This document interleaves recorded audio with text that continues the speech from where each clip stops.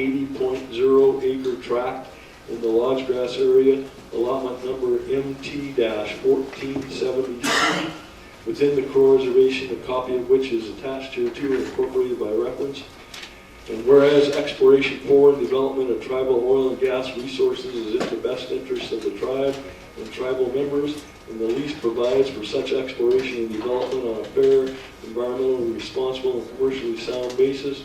And whereas after approval by the legislature and executive branches of the Crow tribe, the amendment is subject to approval by the Secretary of the Interior or his designee pursuant to the Indian Mineral Leasing Act of 1938, 25 U.S.C. Section 396A et sequitur, and other applicable federal law.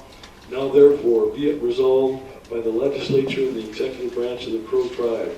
Section 1, that the oil and gas mining lease-trust lands between the Crow tribe of Indians and Summit West Oil LLC attached hereto and incorporated by this reference is hereby granted final approval pursuant to Article 5, Section 2D of the Constitution and bylaws of the Crow tribe. Section 2, that the chairman of the executive branch is authorized to sign and execute the above referenced lease on behalf of the Crow tribe and to take all such further actions on behalf of the Crow tribe as are necessary to implement, administer, and enforce the lease. Section 3, that the executive branch will comply with applicable tribal law with respect to tribal revenues generated by the lease and will keep the legislature and or its designated committees informed on a timely basis of formal notices issued pursuant to the lease and other significant action taken to administer the lease, including but not limited to any proposed assignment, sublease, or transfer. And all amendments to the lease shall be subject to further final approval of the legislature. Section 4, that the final approval granted herein is effective on the date of approval of this resolution and subject only to such further approvals as are required by federal law.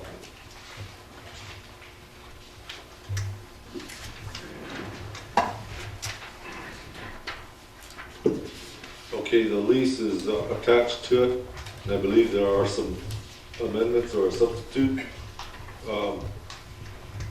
CJ, do you want to waive the reading of the lease, or do you want him to proceed with reading the lease into record? I know it was read into record at committee. If I may, Mr. Speaker, maybe we can highlight the changes. We can do that in amendments, maybe. Yeah, as the amendment portion, because we did, in committee, we spoke to it on the 9th, and then we corrected it on the 11th. So do you want, should we just waive the reading of the lease and then move on to amendments, and then bring out the amendments at the amendment portion? Yeah, that'll work. Okay, need a motion to waive the reading of the lease. Make that motion. Motion by Conrad, second by Eric Bergenground. All in favor, raise your right hands.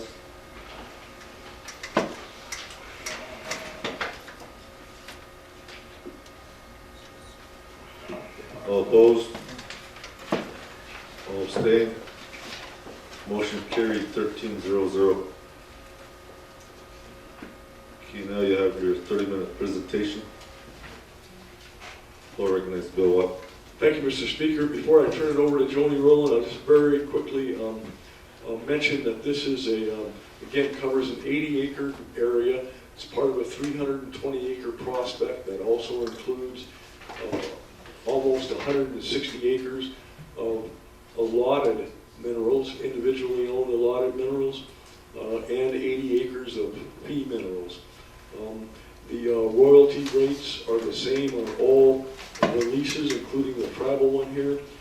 The tribal one has a higher bonus amount. I'll let Joni mention that. This is a standard lease form under the Indian Mineral Leasing Act, as opposed to the Indian Mineral Development Act. And the committee and myself felt it was appropriate for this matter, particularly since it's already leased using the same form for the allotted leases, to go ahead with this in the interest of expediency and consistency.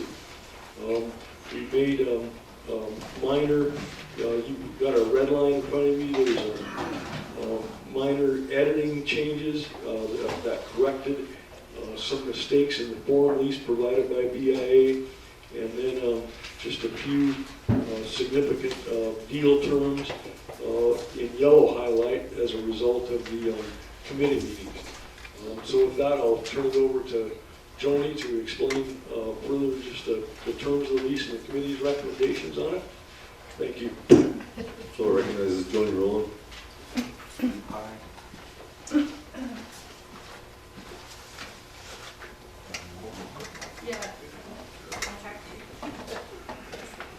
Good morning. Thank you for having us here today to consider the approval of the Summit West lease. As Bill said, this is an 80-acre lease and it's under the Indian Minerals Leasing Act. I think the legislature is used to seeing our Indian Mineral Development Act leases where we go in and we negotiate our terms, and then the allottees are allowed to piggyback onto the lease, which is different. In this case, the lease was already negotiated and agreed to by the allottees first, and so it's different. And so we're coming in after the fact, and the reason why that happened was because it was believed to be a fee land minerals originally, so the company leased the oil and gas from the fee landowner, but then when they went in to do their due diligence, they discovered that it was actually tribal minerals and not fee minerals, and so they came back to us. So the allottees are waiting for the development to start on their land, and the company is very serious about this lease. They already have a meeting scheduled with the Montana Oil Board and Gas, and then they also have the BLM at that same meeting to consider the spacing units and to consider permitting the drilling of this prospect. I also wanted to emphasize that anytime an oil company goes out to lease a prospect, there's always risk, and that's what drives the rates that are negotiated. We have this 80-acre tract that's tribal minerals, and they're going after the 10th Street play. That will be approximately 5,000 feet. And then from that 5,000 to 6,000 feet, they are going to drill horizontally across the tribal acres and then into the allotted acres. So in this way, everybody will get a share of the royalties. If the company went in and drilled vertically on one of the lease sites, like the allottee lease site or the fee lease site, then the rest of them wouldn't get anything. But the way they're going to do it now, they want to guarantee that everybody gets a part of this royalty payment. So I just wanted to explain that we're doing things a little bit differently because of the way the company negotiated with the allottees and the fee land owners first. I just wanted to emphasize that. We brought this lease because we need to get it done. They're ready to go forward. And we have other projects that we're working on, and those will be under the Indian Mineral Development Act. They're in different stages of right now of work. They're kind of like a working process, and some of them are going to get done sooner than others, but we will be bringing those back to you. We think that there's about 250,000 barrels of oil left in this play. And over probably a period of about 20 years, so they're not going to go in there and find the 250,000 barrels like overnight or within a year. It takes time because the oil is going to pump at rates that will be produced consistently. Oil wells usually go from, they start out and they go in like the amount of production goes up as time goes by, but once it reaches its peak, we don't know how long it'll stay at that peak, and then it starts to decline again. So this is not going to be 250,000 barrels overnight, but we appreciate that the legislature is considering this lease today, and we have been meeting with the subcommittee and made every effort to consider their suggestions. Appreciate all the questions that came out, and the oil prices have been staying at about $103 per barrel, but that doesn't mean that we get $103 per barrel. Around around here, there's a discount because of the quality of the oil, which is usually about $20 less. So we're looking at probably between $70 and $80 per barrel for local oil. When they start development out by Lodge Grass, it's also going to be good for our community of the Crow Reservation, because there's lots of oil wells that are visible from the interstate, and we always have questions about why there's development there, but how come the tribe is not developing? And so this is we've been looking at that area as we shared with the Natural Resource Subcommittee. We have several prospects out there, and this is the first of the projects that will be going off the ground. We have, we're very hopeful that this will be a producing oil, but like I said, it doesn't, just because there's indication, because of the geologic studies and the research that has been done, they think there's oil there, but it's not 100%. They could go out there and drill and then find out that it is another dry hole. Ralph Gailey has been out there in Lodge Grass drilling this past few years. He drilled about 8 dry holes right by the interstate. And so this is not going to be, for sure, not 100%. There's a lot of risk to this. The horizontal drilling costs more because it's going to go down 4,000 feet and then across into the tribal acreage and the allotted acreage. So we think that the dry hole cost or drilling this well is going to cost at least $1.2 million. So they stand to lose that much money if it is a dry hole. But if you guys have any questions, we're willing to answer your questions. Does that give you everybody enough information about what we have proposed today? We'll leave the Q&A to the question. Thank you. Thank you, Joni. Any more proponents in regards to Summit West oil lease?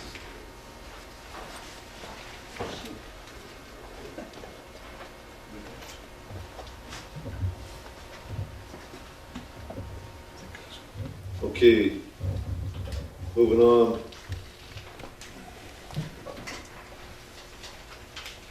This was the Natural Resources Committee. Conrad Stewart presiding over the committee. What is your recommendations, Chairman Stewart? Okay, hello, Mr. Speaker, Secretary, members of the body, and Oil and Gas Committee. On the 9th of April, we had a meeting. There was 10 members present, and there was other members, including the oil and gas, and there was a total of 20 members, or 20 people in attendance at that meeting. And we had issues concerning some of the shut-in language and the drilling commitments. And so we asked that, we made a motion to remedy those areas. And the committee was told about the term. It was the 5 years, $30 an acre, royalty rate at 16 2/3, and so forth. And this is dealing with an 80-acre parcel. So on the 11th of April, we had 11 members present. 6 were committee members. The rest were from the Oil and Gas Committee. And that was at 9:48 that we opened up the meeting. And at that meeting, we had quite a bit of discussion concerning the language, the terms, the royalty rates, and some of the different procedures to get us to where we are today. And so basically, this is a 30-acre play, 80 acres in tribal trust, and it was told to the committee that the average best well in the area produced 250,000 barrels, and the Yellow Mule wells already made 70,000 barrels until they watered out. And so basically we had a consensus view from the committee, 10 in favor, 2 no, and so a motion was made, and I believe that another committee member come in and change their vote to yes, so that's 11 yes. There was 2 no's, 2 abstains, and the recommendation for approval of this lease from the committee, we get a markup for approval, Mr. Speaker. Thank you, Mr. Chair. Moving on, floor is now open for debate. Floor recognizes Brandon Gula. I agree that we should develop the Crow reservation because of the high level of unemployment on the reservation. But if we do develop it, I don't agree with 16.7% on tribal royalties. I think that we should be negotiating nothing less than 30. That's a debate. Thank you. Floor is still open. Floor recognizes Conrad Stewart. You know, we had a lot of good discussion from, I believe, a lot of the newly elected. This was basically, one of the first deals that they were exposed to, and there was some good things that came out of this, and there was, we did talk with the committee, we talked with Bill. I don't believe Jolene was there at the time at this meeting, but she was at the April 9th meeting. But what we did agree to at this meeting here, that we're gonna start discussions and get things moving on the issues concerning, because the issue came up that because it's a non-member coming on the reservation, we can tax them, and then yet the state taxes them. So there's 12.5% that the state will tax, and so it would be considered a double taxation. Now, whether we go into a shared revenue agreement, or else we go into a owner's use, tribal company, Solid Gang, or whatever we go about, we can shield that from the cotton petroleum issue. And then that way there's no state tax, and then we absorb the benefit. So those were the discussions that we were having here, that we need to start regulating legislation with the committee, and establishing some guidelines and some standards. And I agree with Senator Goodluck that, on something like this, we need to get moving on it. We need to get this aeroplane going. We need to get some development going. But in the rules of negotiation, when you get moving on a lot of this, where they're at, they basically got to this point. And so, I think, had we gone ahead and said, give us 30 points, on 80 acres, I don't know, that might have been a deal killer. I don't know, it might have gave you 30 points, I don't know. But the thing is we're not bringing any remedy for the state tax, because they can be considered double taxation. So we need to remedy those areas, and Bill talked about it. We got commitment from the committee at the meeting, and we all agreed that we need to establish a royalty rate and not just totally depend on CFR regulation rates. Because the federal law states that once the tribe establishes a rate, we can go with that. If it doesn't, if it's not below the standard of CFR, it can equal or exceed. Federal law states that. So if we work together with the Oil and Gas Committee in these areas of royalty, and whether it be owner's use, utilizing Upsala Corporation, which is not in existence yet, but it would be something similar to like Ho-Chunk. They're tribally owned, and if they come in as an operator, owners use the property, then they get shielded from any of the Cotton Petroleum case with state tax. So these are some of the commitments that were made that came from this meeting, that these last two meetings that we had, the commitments. So as chairman of the committee, I will be following up on those commitments that we talked about. So those were some of the issues that came up, and I believe the committee, majority of the committee were satisfied with where we were going to go with this. And so the future negotiations, I remember when Chairman Van was in office, and I believe that's when the committee first started, they kind of prided themselves in never going below 20%. And so I think we need to go there again and keep that as a standard, and then possibly move forward from there if we shield the state tax. So, Mr. Speaker, that's a little bit of explanation there. Thank you. Floor recognizes Paul Hill. Thank you, Mr. Speaker, body, members of the body, and visitors. I got a question for Dookie Goes Ahead here.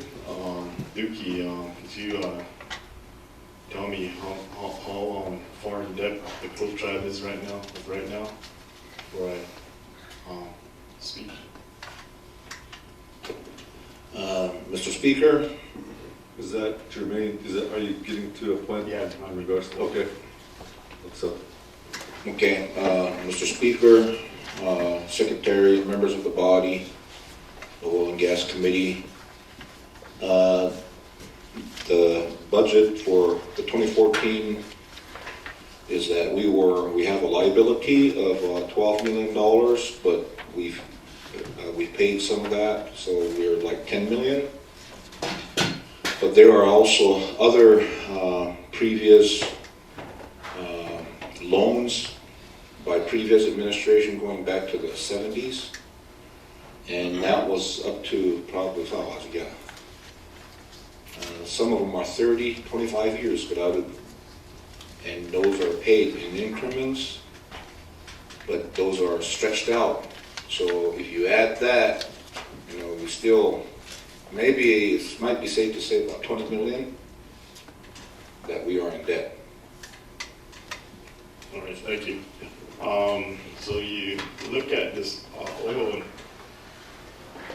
oil thing, this lease here, and me, in my opinion, people, they voted me in here to speak, so I'm not scared to speak what I'm supposed to be speaking. So I'm not against the Crow tribe or anybody like that, but if we're getting $4.07 for per capita, I don't think that's we should be raising the bar up.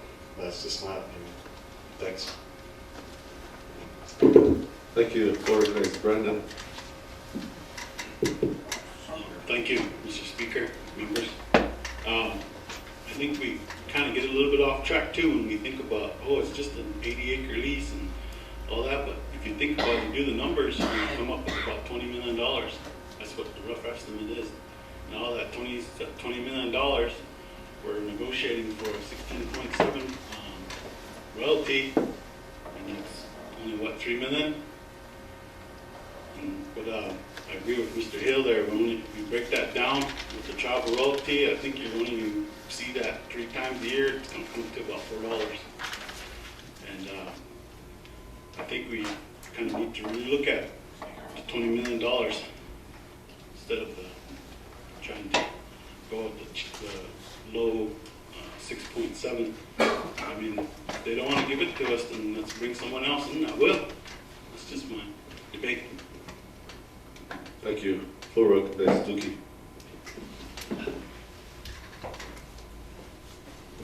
Thank you, Mr. Speaker, Secretary, members of the body. I concur with what CJ brought forth. Being here for a while, I know that I attended that meeting on the 11th, talking about we need to set those standards,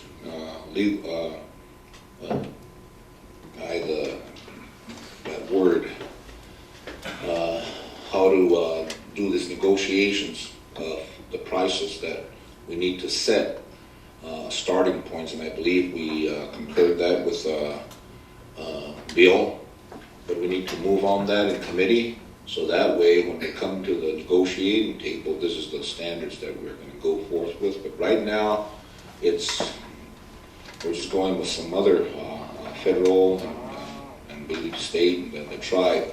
But yeah, we still have to pass law that would reflect that, so that we can at least have a handout or whatever the negotiating is, that we would have a better leverage as a tribe, as well as helping out the allottees if they ask for it. Floor recognizes Bryce Hugs. Hello, Speaker, Secretary, members, guests, oil and gas. We did negotiations in the past for Blue Water. And before that, we did negotiations with, or not myself, but we were invited for the discussions and then in the negotiations. And the way we looked at it at the time was, right now, the royalty, 16 3/8, right? 2/3. 2/3? Yeah, that's higher than a federal or a private in the state of Montana. They're looking at about $12.50. And they upped it by like $4. And the surface gun, I think it's $7.50 right now, $7.50. But on the outside, it's only like $5.50. So they upped that by $2. And what makes it a high risk is there's nobody over here because of the red tape. And we got to work on that in here. We can change all that in here, but it takes us to do it, to change, to create our own regulations. And by saying that, I mean, we could, set precedents for our nation, But right now, we're not there yet, and we're high risk. We're not like the Balkan, like North Dakota. And eventually, we will get there. Once they start hitting oil wells, the price is going to start going up. Maybe from right now, $7.50, $6.50 on leasing. It's going to jump up to about hundreds, even thousands, depending on what kind of oil is underground. So I'll just close with that. Thank you. Floor recognizes Conrad Stewart. Oh, Mr. Speaker, Secretary, members, and guests. These gentlemen make a good point, and these gentlemen make a good point. We wanna negotiate in such a fashion where we get the best bang for the buck. And when you look at all the factors, I agree with Paul and I agree with Brandon, that we need to try to up it on our side as far as royalties are concerned. But when you look at the whole scenario, if you were the developer, basically, non-member coming on the reservation, you're going to have to deal with 49 steps before you get to that mineral. And a lot of those time frames, you're dealing with 6 months, 90 days, stuff like that. In the white man's world, time's money. And the one thing that I know Senator Hugs did not mention was the taro. There's taro fees, the 3%, hiring non-member or hiring members, and the WPA Act, which is basically another fee that's going to be paid. The best thing that I'd like to see come out of this, and if we want to get to that point, like what we're saying here with Senator Goodluck and Senator Hill, is that we have to have our own company. We have to have our own company, and then that way we can bypass the 12.5% state tax, and we don't get hit with the Cotton Petroleum case. So in that way, it's not a double taxation. We're already going to be hiring tribal members. This is tribal land, so it'd be owner's use. You don't have to pay for it, and if you did have to pay for it, everything's going to go to per cap. So you know, I think the easiest route is say, have them pay more, but when you look at the full numbers, shoot, there's quite a bit of money that's already gonna get paid out. And that's the hard part on our end. When we say it's a possible deal killer by raising amounts of percentages, we don't factor in the facts that a lot of money has already been paid out. Eventually, I'd like to see us go into a position where we would do our own company and develop our own oil, using our own resources, our own tribal members, and then that way, if, you know, the state can't touch you, can't tax you, and we can move forward. But right now, we need to get ready. We need to get these taxes in place, we need to get this tax code in place, we need to get these standard royalties set, and then that way, when these gentlemen, these ladies and gentlemen from the Oil and Gas Committee, whether it be oil and gas, coal, lime, whatever may be the case, they go to the table, they're able to negotiate with rules. They have rules that they can negotiate with, that we all agreed to.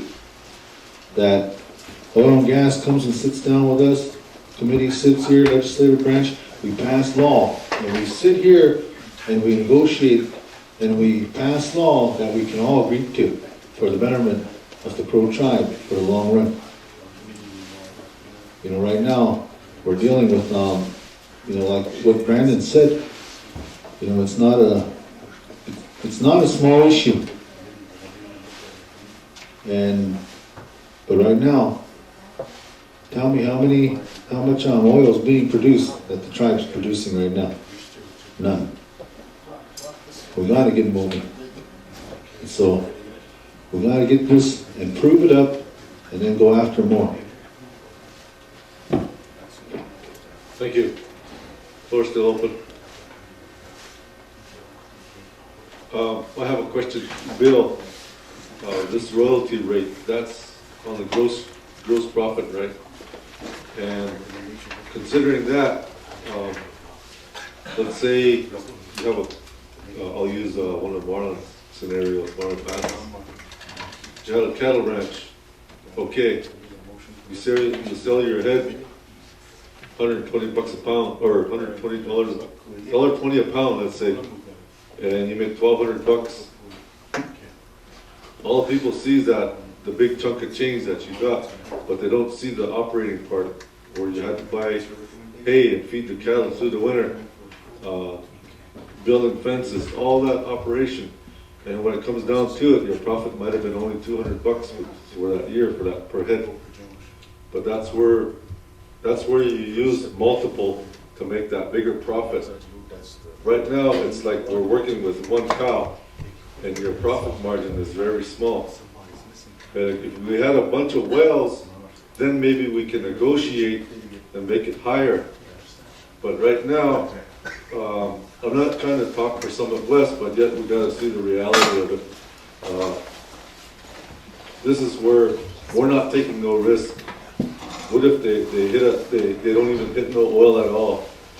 They'll probably spend, what is it, about $1 million for that well, and we're not taking no risk.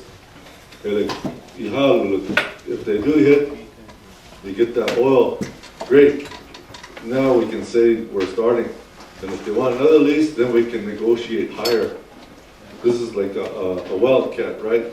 A wildcat lease is because it's a hit and miss situation. It's not like Texas or the Bakken where they know for sure, and then they can negotiate to a higher rate. Anyway, Thank you, Speaker. Got a question here for Bill Watt. Bill, how many allottees are there? Is there going to be, are they going to be following this too? Organized Bill Watt. Thank you, Mr. Speaker. There are two allotted tracts, I believe an 80 acre and a 77 acre. I do not know how many owners. I did not inquire into the number of owners there, but they're using exactly the same lease form before those changes that you see there, before all the blues and the reds and the yellows. and the 16 2/3% royalty. And that was approved, I was told, by LMQ at BIA, approved in 2012. So they've been kind of wanting the tribe to sign this year one since then, but the changeover administration and all that had got delayed. So they are anxious to try to get started with it now. That's as best I know, that they're $10 an acre bonus and the 16 2/3 royalty. Do you want to respond to this answer? Hang on one more, Mr. Speaker. For the body's sake, if they drill and they don't hit nothing, in that 5 years, they'll take that instead of just sitting on that lease for 5 years, you know, they come up empty-handed on that first drill hole, then they relinquish their lease back to the tribe. And so, with that being said, once they want to go for another spot, then they renegotiate. So we have a lot of these safety precautions in place. If we do hit oil and they want to go for a bigger play, then I'm sure they'll probably want more acreage. We can start negotiating even further. So, you know, that's some of the precautions and some of the term language that we agreed to from the April 9th to the April 11th meeting. Thank you, CJ. Any more questions before we organize Paul Hill? There's United States Department of Interior Bureau of Indian Affairs Oil and Gas Mining Lease Trust Lands, this contract here. As newly elect, you know, I've been here for about 3-4 months, and if we make all that go, we're right now we're following the CFR, right? The rules, the BIA's rules and regulations. Yeah. I'm getting a nod from Bill there, yeah. So in order for us to make this higher, this lease right here, we need to make our own laws, right? Exactly. Thank you. Floor still open? Okay, now we're moving on to amendments.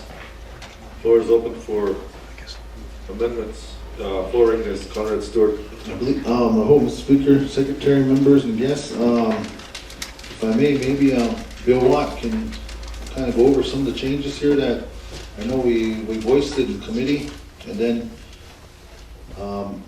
allow him to not necessarily read the whole thing, but just looking at just the changes that were made on the standard lease. Okay, the floor recognizes Bill Watt. And these are the proposed amendments, right? Yes, yes, sir, that's the proposed amendments on the new language of this, what is it? IMLA. IMLA. Yeah. I'll review, in fact, I'll just touch on all the substantive changes from the form that you have in your packet, which includes all the revisions, or the substitute version of the lease, I think we would call it. I will skip the little edits and the little corrections that we made comparing this to the lease form and the BIA manual. But the first one is on page 1 there, after witnesses. We inserted, and the oil and gas committee negotiated the rate of $30 per net mineral acre for the bonus.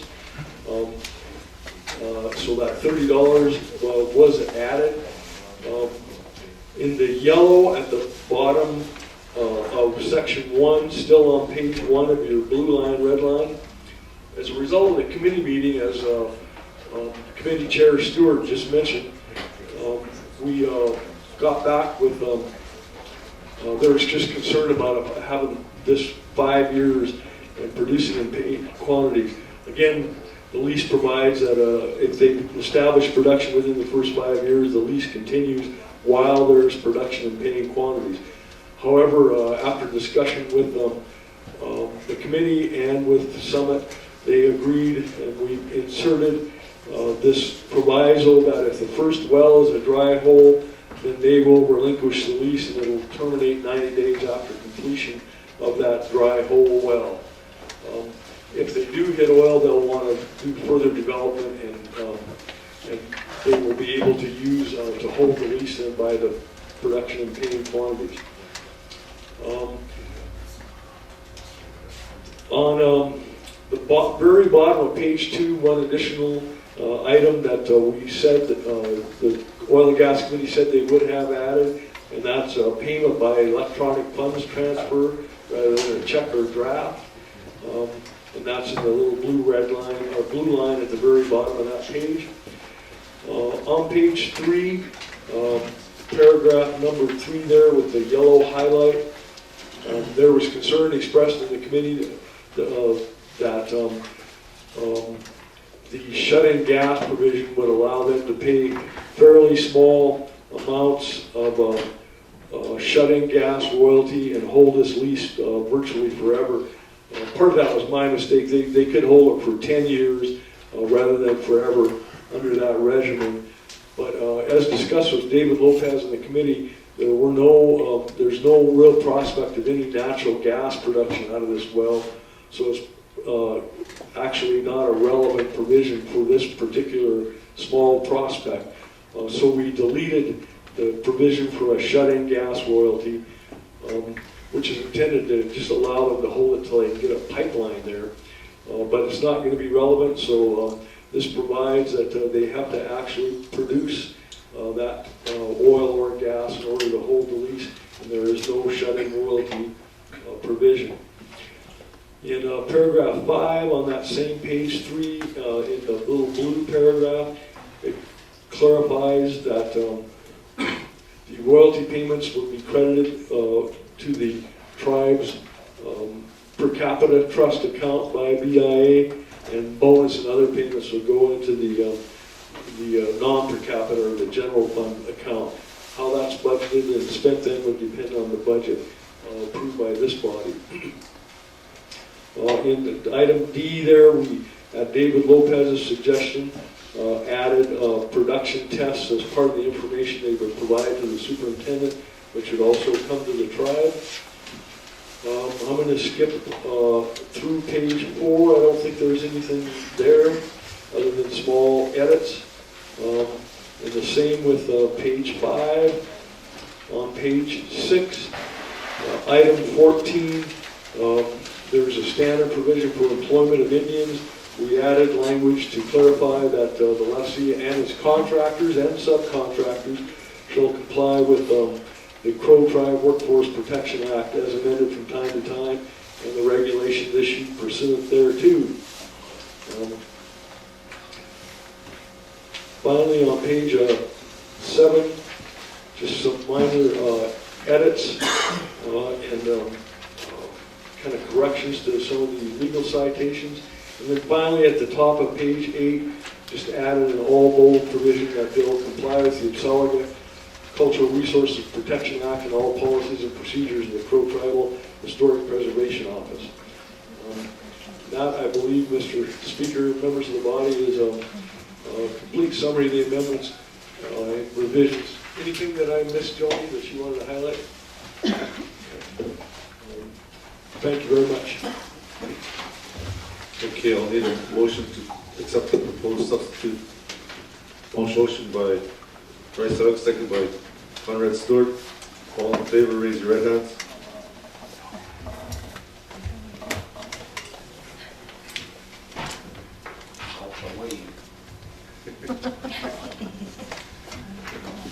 All opposed? All abstained? Motion carried 15-0-0.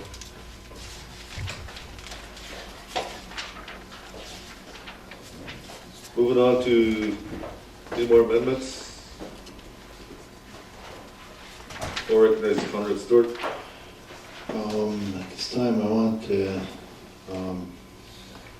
cease the amendments portion and waive second reading with the amendments and go into final roll call vote. Second by Carlson. Goes ahead. All in favor, raise your right hands.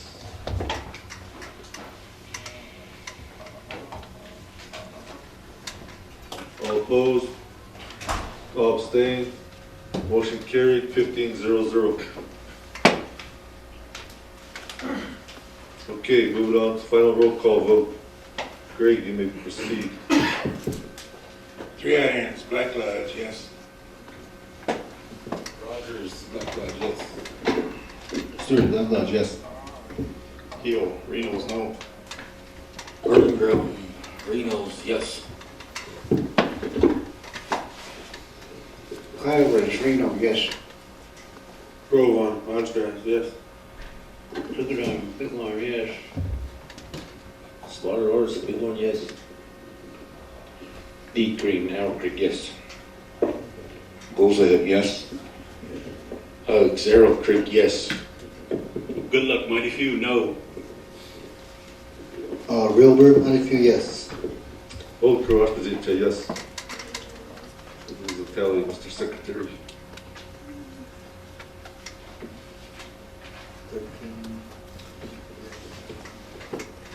13 yes, 2 no, 0 abstain. This legislation has passed the legislative branch. Go on. Thank you. The Oil and Gas Committee, you have any comments?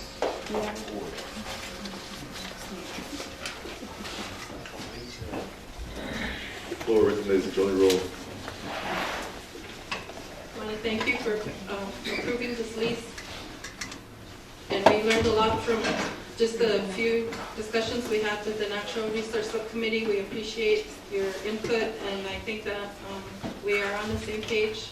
We would like to have regulations that we can use to guide our negotiations, and I think that this is a good step, and you know, more leases that we'll bring in front of you, and we're looking forward to working with you. And again, I say thank you.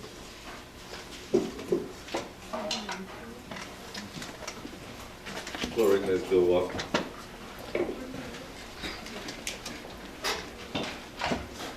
I just wanted to echo what Jody said. Thanks again for all your patience and the careful thought and review on it. This is a matter of judgment, so there's no wrong answers, I don't think, for most of it, as long as we're working for the tribe's interests, and that's what everybody's doing. We'll take some of those commitments to heart and do our best for legal to support the Oil and Gases Committee's effort and the Natural Resource Committee's efforts in this area. Thanks a bunch. Thank you. CJ, you have a comment? I just appreciate everybody's hard work on this. I know we're gonna be talking more about this on issues concerning this, and the Oil and Gas Committee has more leases they're looking at, and I was kind of thinking this would be kind of like a standard lease we could add to, that on the IMLA, but I know we always deal with IMDAs, and looking forward to working with the committee on establishing regulations and standards on royalty rates. And just for committee's information, I think the standard 20% is probably where we're going to stand on. Okay, next item on the agenda is final approval of the Articles of Incorporation of Consolidated Cattle Company Incorporated. It was assigned to the Economic Development Committee.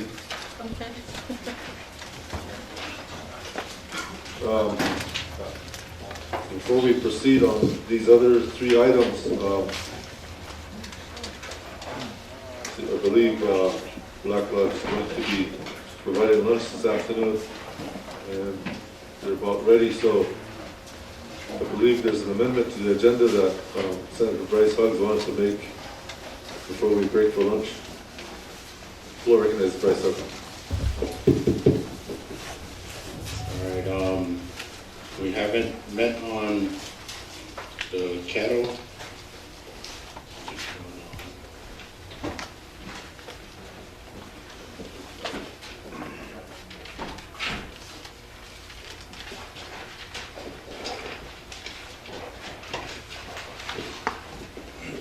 Thank you, Speaker and Secretary, body, guests. On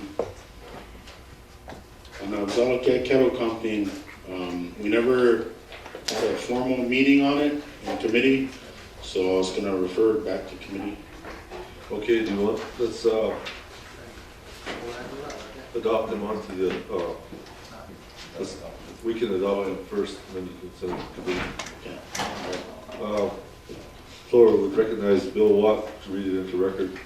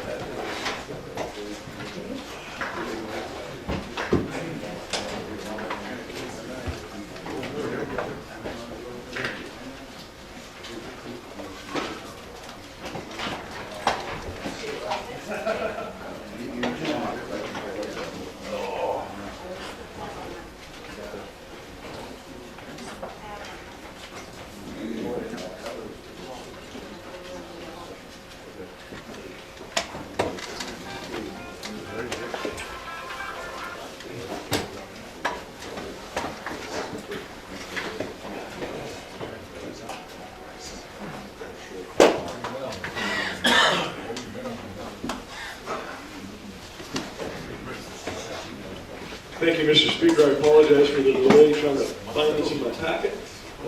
The resolution reads is entitled "A Joint Action Resolution of the Crow Tribal Legislature and the Crow Tribal Executive Branch entitled Final Approval of the Articles of Incorporation of Consolidated Cattle Company, Inc."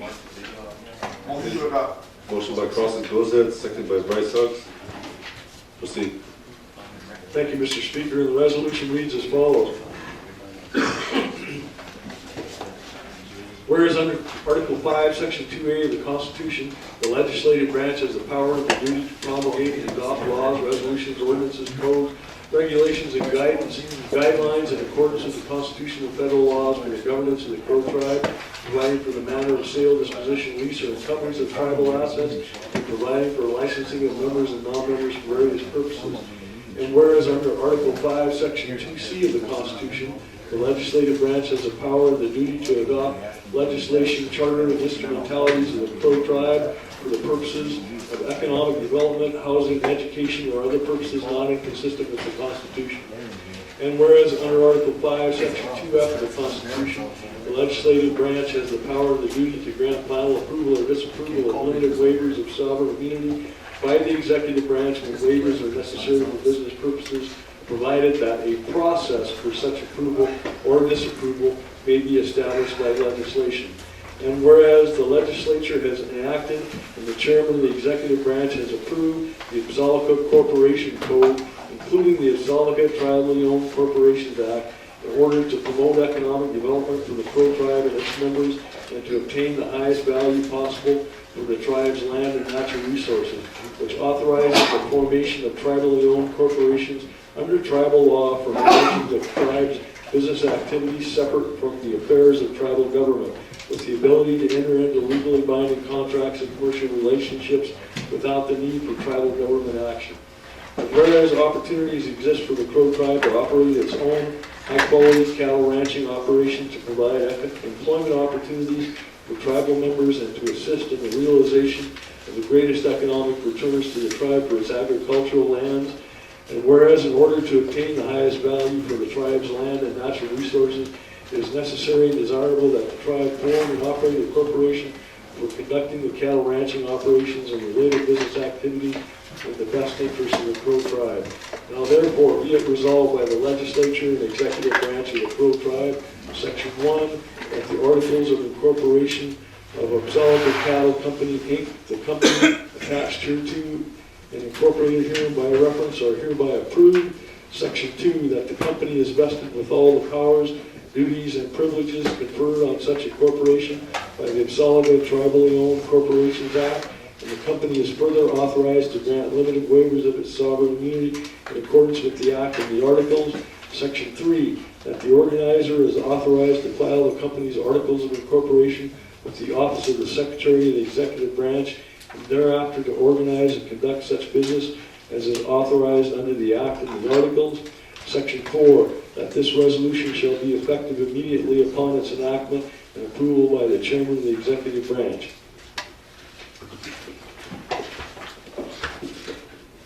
Yeah, 30-minute presentation.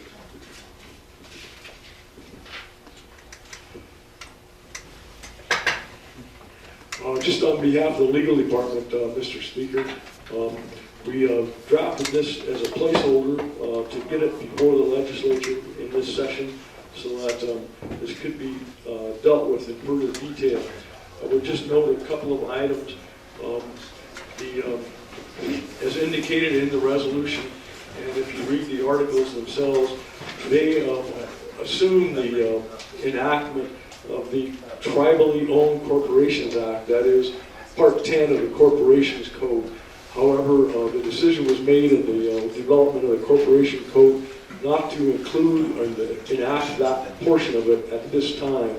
And instead, the Corporation Code that you passed last Thursday specifically excludes tribally owned corporations or tribal nonprofit corporation instrumentalities from its scope. So the articles that are drafted here refer to some parts of that act. They would need to be changed substantially or expanded substantially to incorporate all those different provisions. Finally, legal at least has not been advised as to how the executive branch officials would like to structure this in terms of shared control with the legislature or minimal tribal government control. So in terms of outlining the exact terms of this management structure in the articles, those would await further discussions between the branches and advice by the chairman to the legal department on what we should do to revise it. With that, I'll turn it over to if there's some proponents of the cattle company here who want to discuss anything, I'll leave it to you. We'll recognize place here.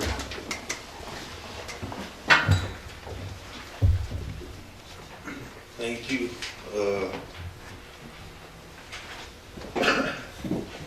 I'd like to thank the legislative branch for introducing our proposal.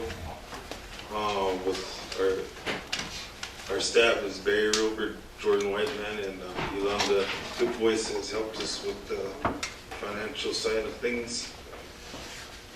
The first part of this proposal, we have a Crow Nation Farm and Ranch Department.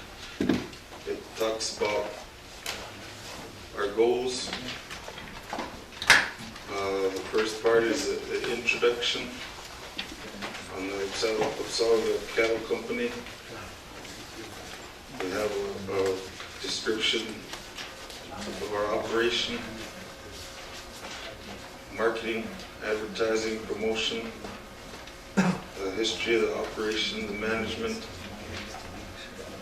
plan of operation, year-round schedule, winter feeding program for heifers, also our goals, the winter feed costs, the mineral, salt and mineral, we have that on there, breeding program, breeding program for heifers, grazing management plan, wildlife plan, animal health and disease control, then all our health programs for the entire operation. We had an informal meeting here 2 weeks ago. Dookie was here. There was probably 10 representatives for the legislative. Then from there we went on to what all the things that we had to do. We already had you'll see our heifer price on here. Originally, we were asked if we could buy 200 head. This sheet here shows you everything included with the price. And right now, with this price, we're getting a discount of anywhere from $100 to $200 off of the heifer price right now today. Everything's included in here. And then later, 2 weeks ago, I think it was 2 weeks ago, we were asked to see if we can purchase another 200 head, so a total of 400. That's the second page here. And because of the short notice on where we were buying these cattle, they upped their price $50, and it's still a discount of what these cattle are going for today. We went to a couple of different sales, and the average on these cattle was $1,650, $1,700. We have a financial projection here that we did with Caleb Scott. He helped us do one. Barry, you want to come up here?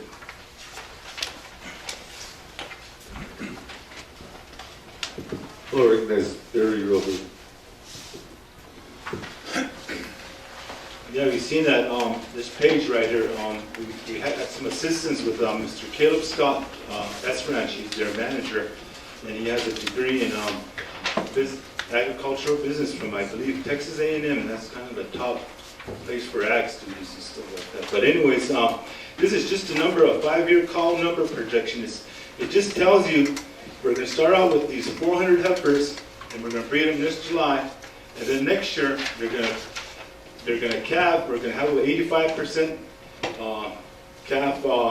That's going to be the live birth around there, and some are the conception rate, Karachi Kobe, in the breeding season, and it all says that in there. So like in the fall, we're going to call 60 of these heifers. They're not going to be bred, so that's money coming in. That's at we have like a salvage price, Karachi, and with that money, we have to additionally buy maybe 60 more cows to meet the quota of 400 head, so 400 quota wall. And then eventually in 5 years, we're going to jump up to 753 cows. Look way on the bottom right. So these look complicated, but it is complicated. You got to write these things down. And operating catalyst is not set like a store. So we got these Weibull calves. They'll be born next year. We're going to market 366 of them. We don't keep them as replacements. So the following years, that's when we keep the 20% heifers of 400. That's 72, I think, Yolanda, and Kalon Kameidu. So our seed stock is these original 400 genetically superior females. We select.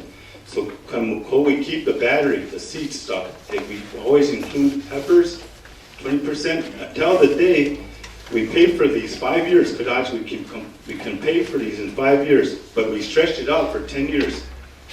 So that's how these things operate, these projection costs. And once we do that, and we have 800 head, the average Bahaj, 753, 800 cows, then we keep 50% of that herd, and it jumps it up to about 1,300. The following year we'll have 1,300, and this is just to show you the numbers. So we could go on this with this. We could get a computer that does this formatting, and we can project up to 20, 30 years. It's just a prediction. So, but this just gives you the numbers of cattle we're going to have in 5 years, and then from there, Goshen Plan Mado is eventually we'll max capacity at, the Shack Ranch over there at 800, 750 Kajigo, and then we move on with this same project into another place. So, good.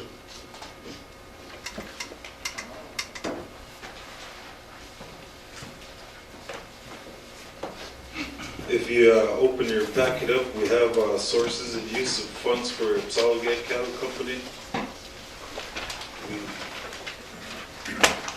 All this, the stuff we have here on paper, it's not, this is just what we think we're gonna need. But it is an itemized budget for our operation. And with the additional 200 head of cattle that the tribe asked for, they have money available, so we still have to visit the chairman and see where that funding is coming from. But we have a startup budget on the second page. It includes the cattle, a total of 400, the vehicles and different, you have ATV holders on there, our fencing material. We're also included in here, we have our haying equipment,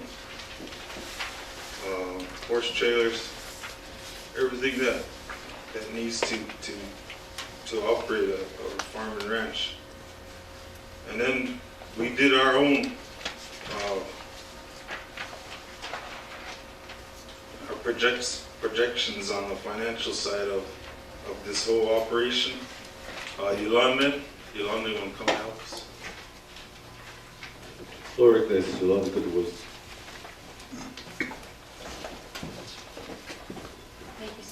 Thank you, Speaker, members of the legislature and guests.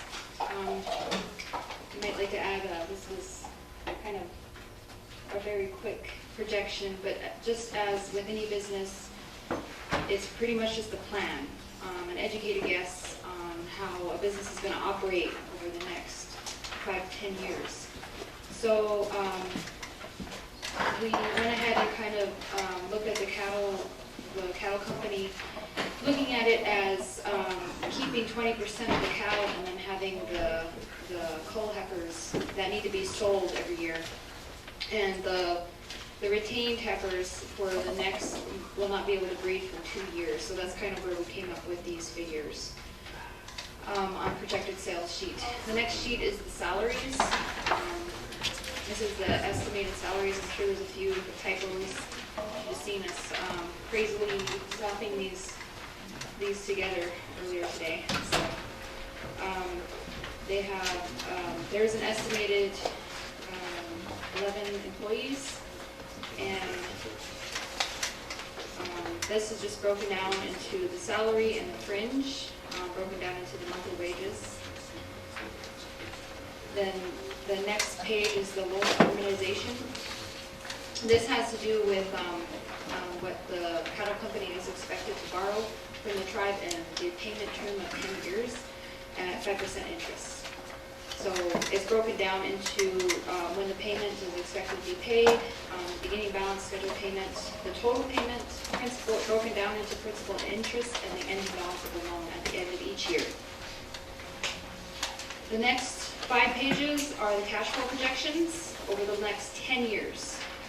Of course, this is just based on a few assumptions that I'm sure will change from year to year as operations get going, just like any other business. You get into the business and, your best laid plans kind of get thrown into the wind, and you have to kind of figure out what your next plan.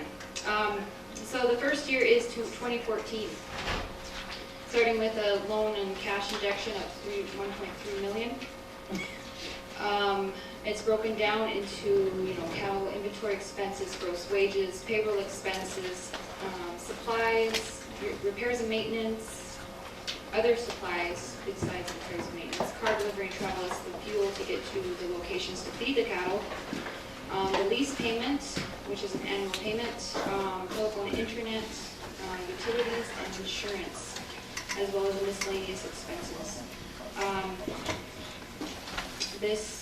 If you look at the cash coming in, you see the very top line is the cash on hand, so in parentheses, it's a negative number, as cash is important because, you know, you can make a profit and not have any cash, or you can make no negative profit and have a lot of cash. So this is how the cash flow will go from a month-to-month basis for the next 10 years, based on our cash projections. If you look at the end of year 5, there is $899,000 in cash receipts for this business. We also have on month of August, you have farming income of $375,000. I don't really have my notes, but we kind of figured out it was, is it 5 tons an acre of hay? Yep. Yeah. And then we figured out there's 1,200 acres.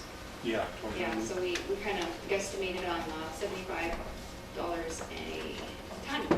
So that's all the cash flow projections. After that, you have the projected income statement for the next 10 years. Like I said, you can have cash. You look at your net profit, you don't have any profit, and then you still have no cash, but you might have a lot of profit. So if you want to skim through that, year 1, it breaks it down into what the expenses are, and then right to the right, it breaks it down into the percentage of the sales, or the gross receipts. And then after that, you have the pro forma balance sheet for the end of the next 5, all right, just the 3 years on that. And this is assets equals liabilities plus net worth. And that's where they call it balance sheet because it balances. And then the last page is the break-even analysis for the next 5 years. How much the total, basically what the total expenses are per year, and then how you break that out during, you know, how much they need to make per month, per week, and per day. So that's a breakout of that. Thank you. Thank you, Yolanda. And we gave, in these folders, we even included a map of where this operation's going to be.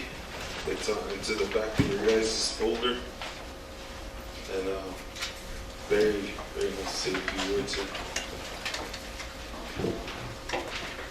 All right, thank you. Once again, if you look in your handout there's that map. Just thanks to Jojo Shield and his staff over there at, I think it's called GIS program. And it's new, and they're going to have access to that. I believe you'll have it here too. But we're working with them, and that's the land that we bought in 2000, if you can see. The one that outlined in red, and that's 9,100 acres we bought in 2000. And I believe they had wonderful plans for this too at that time. And there's probably some barriers that they ran into. And that was, the land is from Simpson Singswood. Now it's belonged to us. But his family still has a lot of acreage over there. It's a really beautiful country. And this year we contacted Little Bighorn College, Tiffany Barclay, Birgit is her name, McGrath, I think, and Tim McCleary. And so they'll be doing some work over there. The last stocking rapes were done in 1960.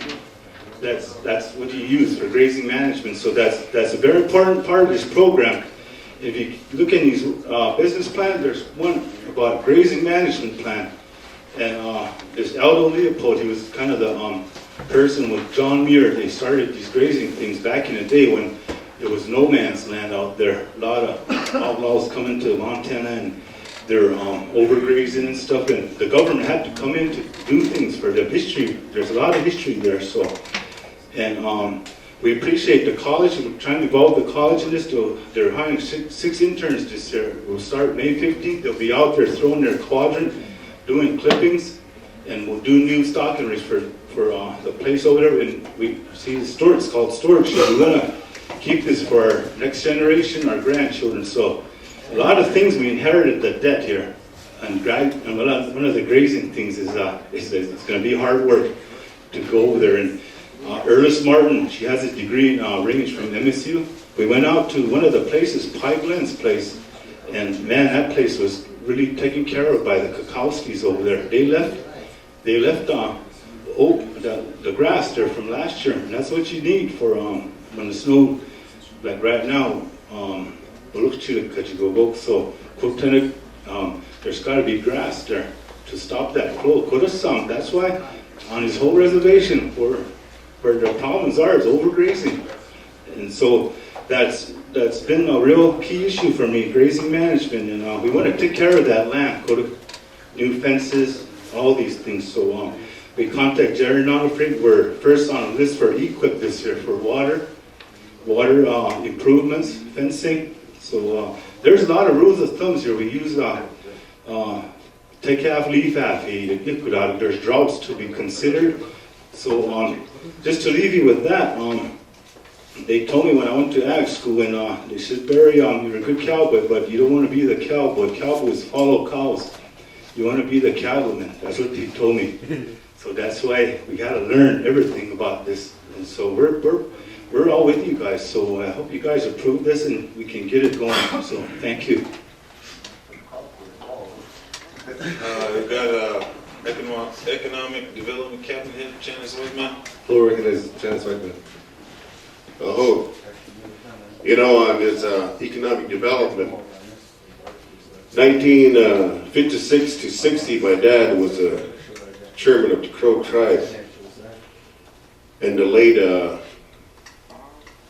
T. Redwood found a paper at University of Montana, and my dad's projection of what he was going to do with the Crow tribe, what his goals were for economic development, is still the same thing we have today. We're still shooting for it, but we're not even doing anything about it. And it's just like, we want to improve, but it's just like the story about the crabs in a barrel. One of us is about ready to go out to the world, and us crows take that crab down. About 2006, I got a loan for $90 million to start this project. The $90 million was there. All the chairman had to do was okay it, and we'd have that money. And our projection was that $90 million would pay for it, but this cattle would pay for it in 5 years. It was $55 million a year we were going to clear. That $55 million after we paid for it would go to the tribe, now be your per cap or whatever we're suffering right now with economic, there's no money. That would have been it. But the main thing I did, Carl told me to form a board, and I picked 5 people. And one of the person that was in there said that, how much money is the realtors going to get? You know, I had to work with these realtors for 1 whole year just to get this loan. I don't know how many banks I went to get that $90 million loan. And the guy was just worried about realtors. How much money are they going to get? The basic thing, the main thing to think about is how much money is the Crow tribe going to make? And it was all in that business plan. We were going to make $55 million a year just on cattle, purchasing of land, purchasing of equipment, and everything. But now, as we stand here, we're starting to, I was kind of, and for these guys, and that loan is still there. With that loan we have, that $1 million we have isn't going to cover that much, but we can start with it and get more loans and start buying equipment and land. And there's already a feedlot that's already for sale by St. X Road. It's things like that. We got to think big and got to do something, because right now I'm 60 years old and I like to see economic development on this reservation. And I don't know how many millionaires we made. We got Scott being a millionaire, and I don't know who else. Park Creek right now, or Park Creek Cattle Operation is running that lot now. We had a chance to buy that, and we didn't. We're letting opportunity get away from us. Up to you guys. we want to improve ourselves. Let the Crow tribe be self-sufficient. We don't want the government or anybody over there. I think this cattle operation is going to get us out of debt and take us to a good paved road where money is coming in. And it's all there. Got to think about it. Aho. All right, thank you. All the stuff that Janice is saying is true. I've been working with him for the past 8 months, and we've got a lot of future goals. Once this business keeps going and we're making money, one of our main plans is to start buying these lands that are feed ground and these ranches. In the future, once we start building our cattle herds, we'd like to set up something in the Sarpy area, something in the Wolf Mountains, and something in the Lush Grass. And in the future, we've even told a lot of the allottees of the Crow tribe that own their own lands that we lease these lands up and start using them and go on crop shares and different things like that, and get them more involved with their own land. We have a program through this operation to help the youth or anybody that does want to start up their own cattle operation. So with that, I hope you guys look at this over and approve it, and it's a great opportunity in front of us. We did a lot of work on it. I hope everything goes through. Barry Gilbert wants to say a few more things. About a minute or two left. All right. Thank you again. And agriculture is leading industry here. It's in Bighorn County with over $70 million in ag receipts, and Bighorn County is about 80% of that. And tourism is next with about 45 around there. Remember, you guys were going to get the store over there, so that's a good idea with economic development. And mining is like third, and we get 20 million from that every year. And anyways, agriculture is wonderful. It's hard work, and we're going to commit our lives to this, so it works for the Crow people. And with all the money, the cattle, the grass, everything, the most important thing here is this kind of, it's wonderful that without everything, we're raising good kids. That's what it's all about. Look at Junior, his grandpa was a cattleman. All his kids are college graduates because of cattle. And then he's got good kids, grandkids. So yeah, cool guy, future. Thank you. Oh.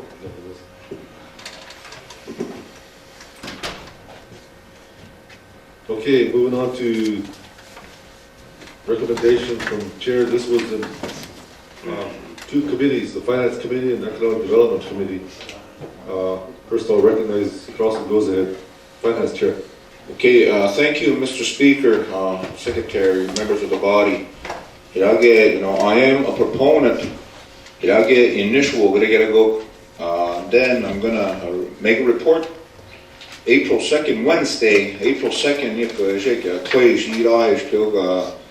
it was an informal meeting. A lot of you weren't here, but it was an informal meeting. Because there's an economic development committee, but it also entails dollars of the $7 million economic development.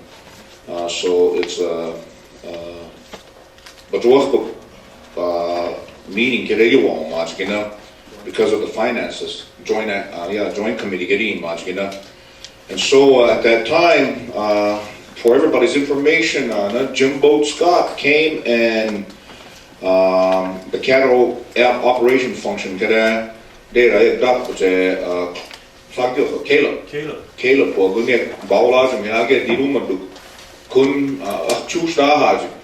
but at that time their proposal of helping the vaccination, the preg test and all that, so what they were doing, this is my opinion, I'm gonna share my opinion, is he's looking out for his best interest.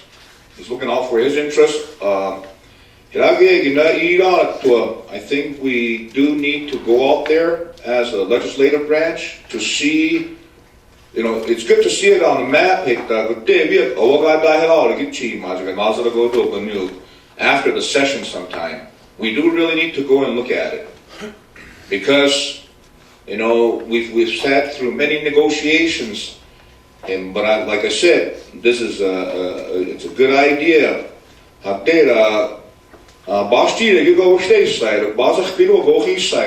That's why they are successful. Bernadette Smith, she had one cow. Bernadette Smith,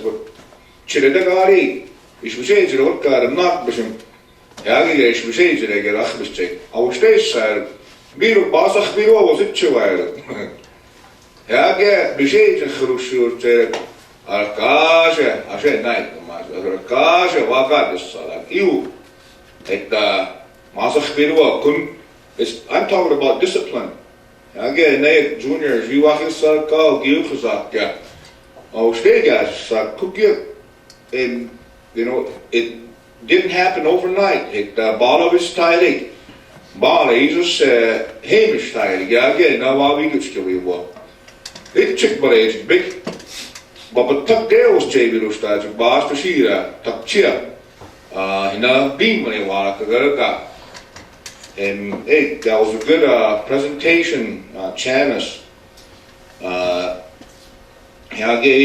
But he wanted to get you. They didn't want to let go of their power because of the corporation. Like the Kushko got Bavi started, hit the Bayadesh. Here again, we come in, come my side, come in, my side, they got a good tire. Bacharias Kurum, Mojisa, Waisa, there's community. At Bayadesh. And Mina, Alacha, those two just be assumed. Karagoy, Hiragam Mule, at the Comark. But it was just 1948 Constitution. So much ingrained in that mentality of the 48, couldn't get out of it. But last week, the corporation codes, the cut work, and I'm a proponent of it.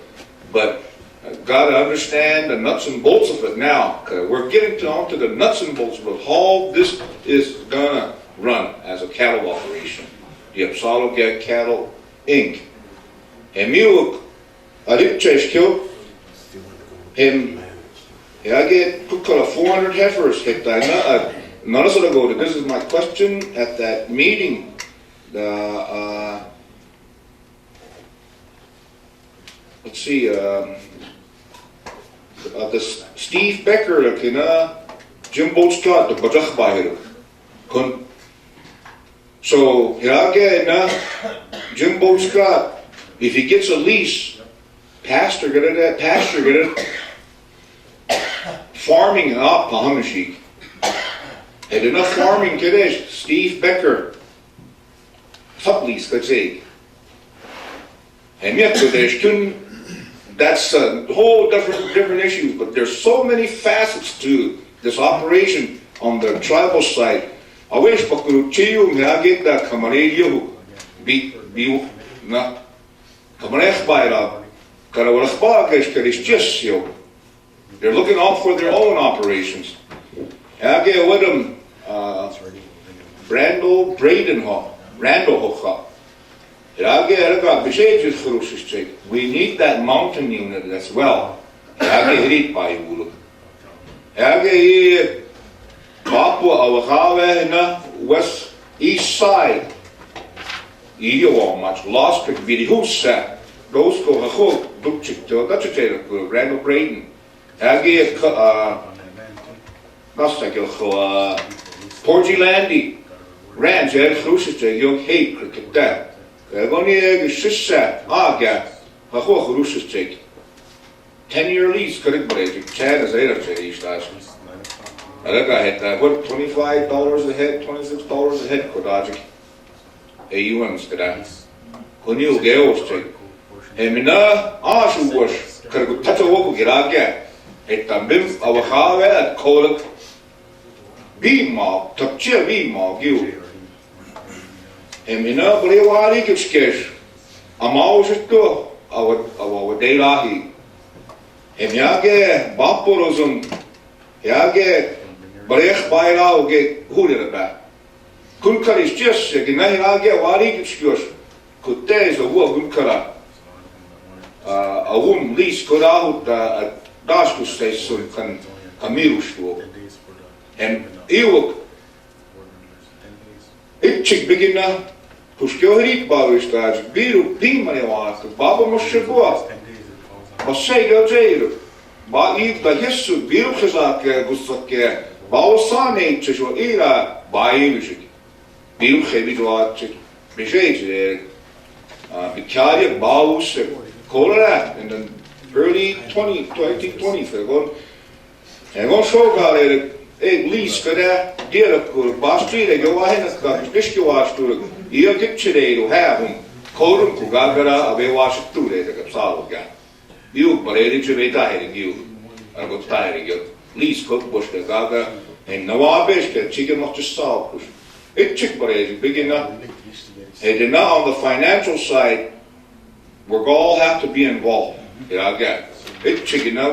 We the workers will play Barry, the room. Dear here, you have the real come. I still have that commitment. On the financial side, I believe we need to really do our homework and get this passed. Tuesday get us informal meeting where we've adopted this. And now I'll hand it over to back to you, Speaker. Okay, the floor recognizes Bryce Huggs, Economic Development Chair. Yeah, and I'm a proponent of this piece of legislation. I mean, we gotta take back our lands and to create financing within it. As of right now, not in my committee, the corporation code Tushpong, it took us 2 to 3 months. And shit, Bawalada, and then article Sida, the Makulosat, you Bagumadahi, Badahi, Bagum. I'm gonna make a motion. Yeah, Your recommendation. yeah, okay. Send it back to committee and have a meeting in the morning, 9 o'clock. 9 o'clock meeting, we'll go through this. Big articles, you guys can go over the finances. And we'll go through it in the morning. And then one after that, I'll make a motion to amend the agenda to put it behind at the end of new business. Okay, floor recognizes Paul Hill. Thank you, Chair.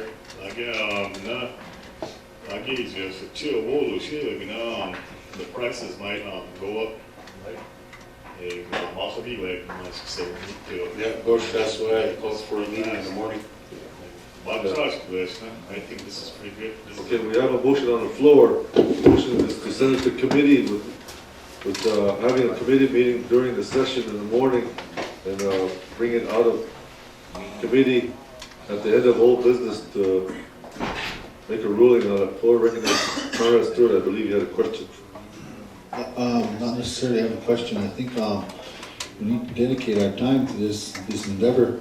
This is something that we've been, ultimately everyone's been shooting for. We recognize the problem. We see a lot of non-members come onto the reservation, utilize our resources, our land, and a lot of times nothing comes back to the tribe, or just in lease monies, and a lot of money goes into the pockets of the non-members, whereas we don't have the opportunity to compete with them in this arena. Right now, I think we need to start looking at pursuing this venture.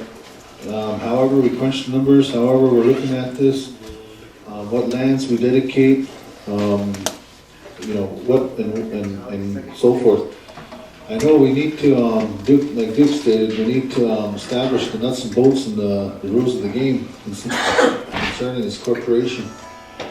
We don't wanna go into this, unprepared. You know, we're dealing with, individuals that have been doing this for, generation upon generation. And we don't wanna come in here and act like we know what we're doing. We have to act, we have to get in there and utilize the folks that know what's going on, and then yet, try to establish a plan that's not gonna break tribal law, considering right now we have tribal law in place and issues concerning subleasing and whatnot. And those areas are actually right now, illegal.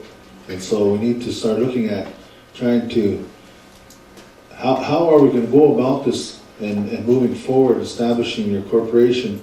That's one facet. Going into the establishment of, actually seeing, revenue coming in versus cows going out, all that, we gotta start looking at, that's the other side of it. But then again, you gotta understand, if things that are pertaining to the plan that's in place right now might put us in a position where it's gonna jeopardize whether we're legal or illegal, then we're gonna have to, make some decisions. Do we wanna change the law so we can make these arrangements? Or do we wanna consider making these arrangements and moving forward? But, overall, it's been a long time coming. We need to get moving, and we need to get it done as soon as possible. This is one of the biggest arenas that I believe the Crow Tribe has been seeking, and that's energy development. There's tourism and agriculture. This is one of them in the state of Montana. The threefold cord, I guess, in the state of Montana that we need to adopt, get moving, and be a successful nation. Okay, we have a motion on the floor, we have a second by President Rogers. All in favor, raise your right hands.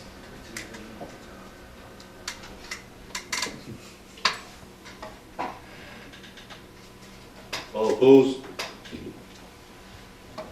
All abstained?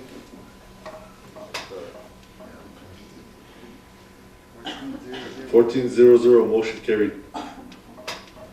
Okay, this, Request, Rajan. The committee wanted me to make a request. okay, the floor is Bryce. Jimbo Scott, hold it to traffic shake, 9 o'clock. Yeah. All right. Okay, you need to meet right at 9 because we have the session as soon as we can. Okay, at this time, the time is now 12:48, call recess for lunch. Motion by Eric, second by Bryce. All in favor, say aye. Lunch is being provided by the Backlash District. Clarence, oh shit, it's ruled on that. Yeah.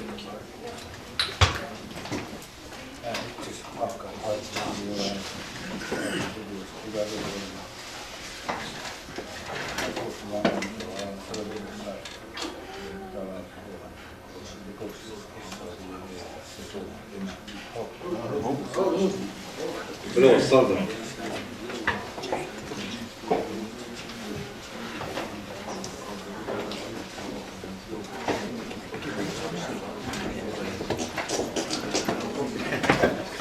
Did you get that jar? Yeah, we did.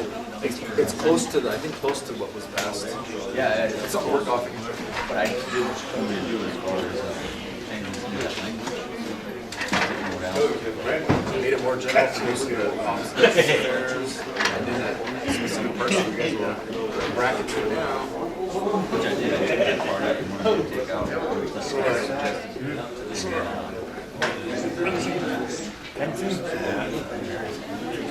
Yeah, okay. And that buys time for surveyors to actually go description. Okay, I just have one question as far as, I'm not sure if this language I